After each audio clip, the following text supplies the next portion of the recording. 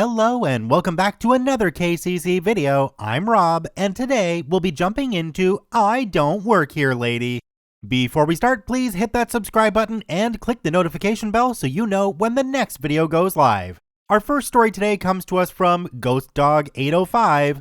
Nice little old lady mistakes me for an employee. I help her out and get an unexpected bonus in the end.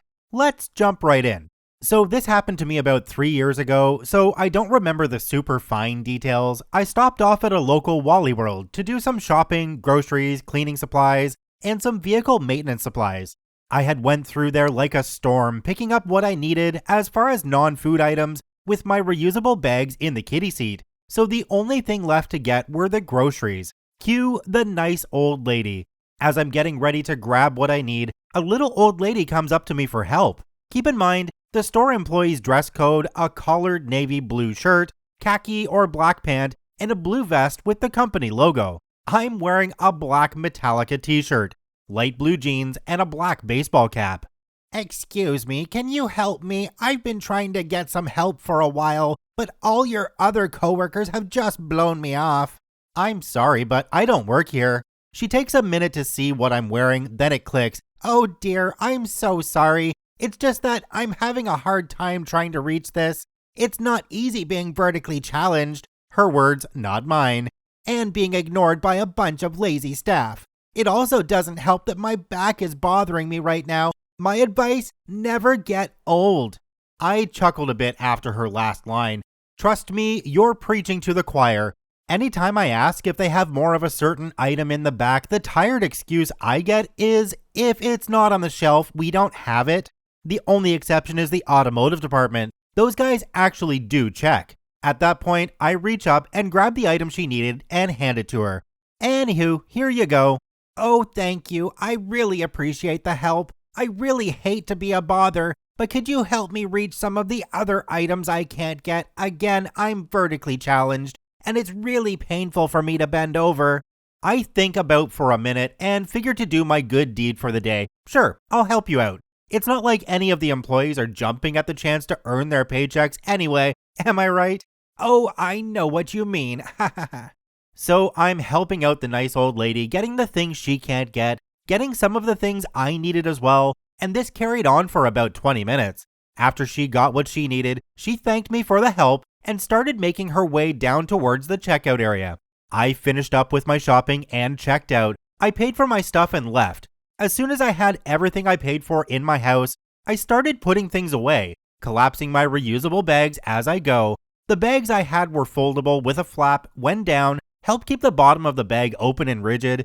I get to the last bag, fold up the flap, and to my surprise, there was a $100 bill and a note thanking me for the help and kindness shown. I never saw the nice little old lady after that. OP seems like a really good person for helping out this old lady, but I don't think there was any need to bash retail workers so much. If you haven't done the job, you're not qualified to say things like that, in my opinion. Our next story today comes to us from Gentle Giant's wife. The Gentle Giant doesn't work here. Let's jump right in. This happened to my husband. I call him the Gentle Giant because he is 6'4" and I am 5'5". My gentle giant, at first glance, you would get a feeling of intimidation. I was afraid of him when we first met at a backyard birthday party, but it turned out he was hired as a magician for the party. He started his performance in front of a group of 15 or so screaming 8-year-old children. To calm them down, he talked softly. There is always a few kids who will tell the others to be quiet, and it works. They all quieted down and he went on with his routine. It never fails. But on with the incident. We were in a major superstore shopping, and I have to admit, the way he was dressed, he did look like he may have worked there. We were in the kitchenware section because I needed a new slow cooker. As he pulled it off the top shelf, a very angry woman came speed walking towards us, with a scowl on her face that would scare a Marine drill sergeant. She came walking full speed at us, walked up to him, and said in a very loud, near screaming voice, "It's about time I found someone working. I want you to come and help me." She actually startled my gentle giant, and he said, "Ma'am?" in a puzzled voice. "I've been trying to find someone for 5 minutes to help me. When you are done with her, I need your help getting an item.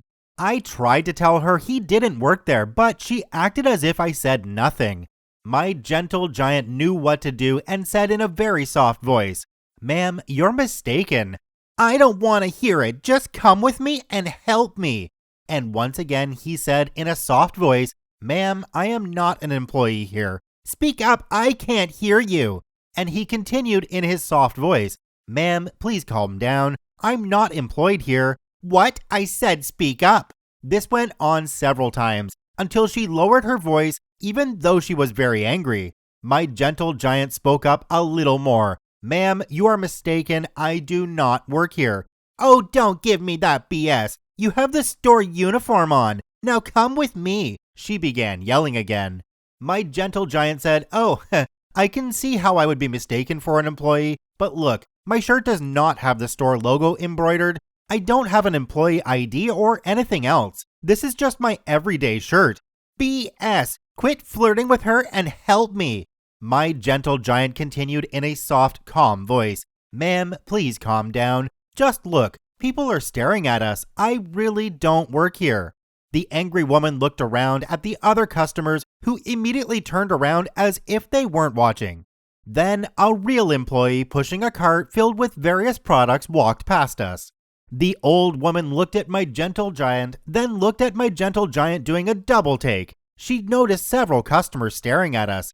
She stopped screaming and was clearly embarrassed. Her bottom lip began to quiver as she apologized profusely. Tears began welling up in her eyes. My gentle giant saw she was clearly upset and on the verge of breaking down. "Ma'am, why don't we go sit down in the sandwich shop?" She nodded, and my gentle giant put his huge hand on her back, leading her. We all sat down at a table and he said, "Ma'am, clearly there is more to this. Is something bothering you?" And that's when the woman broke down crying. I could see in his eyes he was truly concerned. "Would you like something to drink? Let me buy you a soft drink." The woman said, "Coffee, please?" My gentle giant said, "How about a lemonade? Lemonade makes everything better."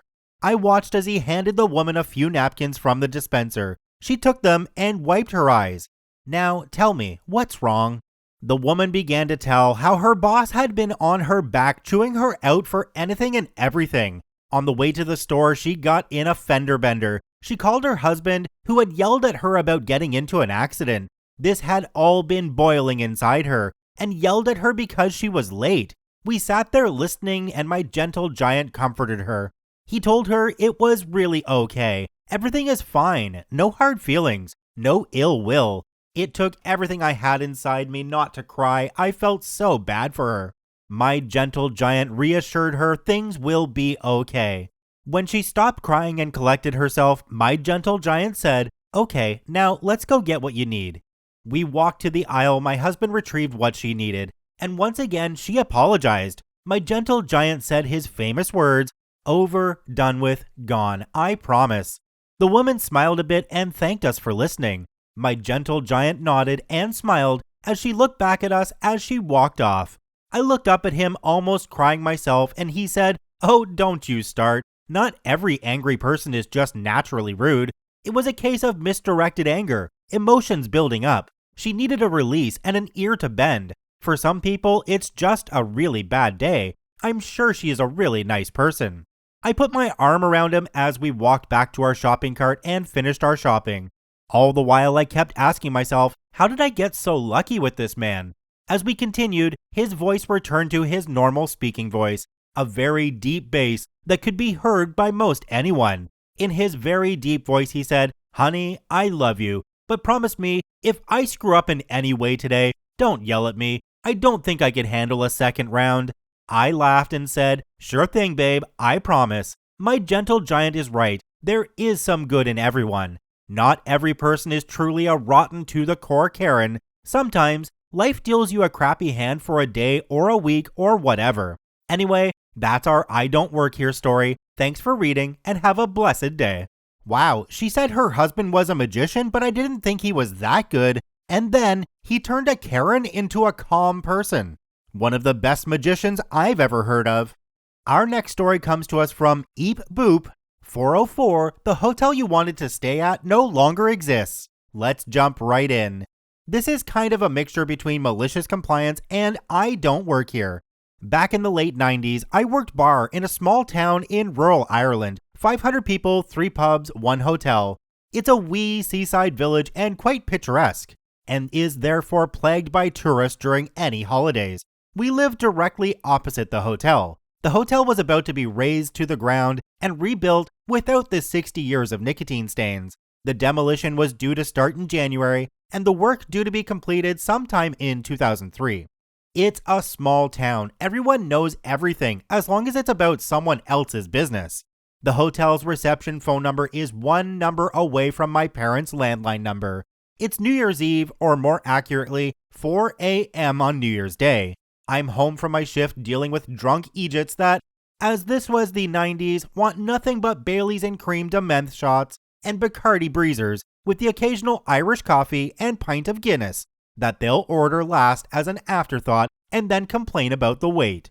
4 a.m., my parents' living room. I'm having a wee decompress and a whiskey. Phone rings, instinct kicks in. Town name Harbor Bar, Happy New Year. A slurred Belfast accent winds into my auditory canal. For most people reading this, when you think of an Irish accent, you probably think of a Cork or Galway accent, nice and lyrical. This is not the case with a spied Belfast accent. Think of a dentist drill that runs on tonic wine, ordering McDonald's through its nasal passages. Spied, noun. If you're English, think chav, Scottish, think Ned, Merkin, think white trash, I guess, etc., etc. Alright, mucker, I've had an effing crackin' time tonight. We're booking the same nights for next year. Room 109, Jamie Seaface. Sorry mate, you'll have bother. Town Name Hotel is closing in January and reopening in 2003. And the number for reception is 555-5545. This is a private residence. How the F would you know that? You said this was the bar. Just put me through to reception, you lazy culchy C. Culchy, noun, derogatory term for a country person. F off, mate. I know, razor sharp wit. Oscar Wilde would be proud. Hangs up. Phone rings. Don't you effing dare hang up on me, you cow effer bastard. Cow effer bastard. A bastard who F's cows. Belfast people often accuse the rurals of cow effing, which is odd because pigs are so much lower maintenance and you can test cosmetics on them to pretty them up. Town name hotel reception is 555-5545. This is a private residence on 555-5554. Don't call again. This happens a few more times because the daft drunk C is just hitting redial. It escalates with varying degrees of profanity as we both have drink taken, me to a lesser extent. I unplug the phone from the wall. A few minutes pass, I'm formulating a plan. I plug the phone back in. Phone rings. I put on my best receptionist voice. Good morning. Town name hotel reception. How can I help you? Is that Mr. G. Seaface from room 109? How may I be of service? That's better. I want to book for next year, same nights. Certainly, Mr. Seaface. We even have a 50% loyalty discount as you're a previous guest. Same days? Effin' right. Okay, that's all booked in for next year, arriving on the morning of the 31st, yes? Brilliant. Wonderful. We will see you then. That year, I went away to uni, came back for Christmas. Many things happened in the time in between. But then New Year's Eve came along. Many folks and I were in the living room looking out at a gigantic hole that used to be a hotel. And our other windows look out over the bay, to be frank. And having a few beers. A car we don't recognize pulls up opposite the hole where the hotel used to be. And 3 confused-looking Belfast spies get out beside the big hole where Town Name Hotel was. Something clicks in the back of my head, and I am just pissing myself laughing. I explained the whole thing to my dad, who I'd relayed the story to. These effers drove about an hour to get here just to find out they've got nowhere to stay. We enjoy the show and open fresh tins as they start screaming at each other in front of our house. It was a fun New Year's Eve. Okay, number 1, yes, I know my accent isn't even close, but I tried. Give me some slack. Number 2, OP, thank you for the footnotes. I never could have guessed what a cow effer bastard was if you hadn't clarified. Number 3, the only thing that would have made this story better is if OP received a phone call shortly after they arrived, and she could look out the window and see them on the phone standing right beside the hole where the hotel used to be. Thank you to all 3 OPs for posting their stories in the I Don't Work Here Lady subreddit. They are linked in the description down below. Please go check them out. Check out one of these other videos, and if you haven't yet, please hit that subscribe button for more daily Reddit stories.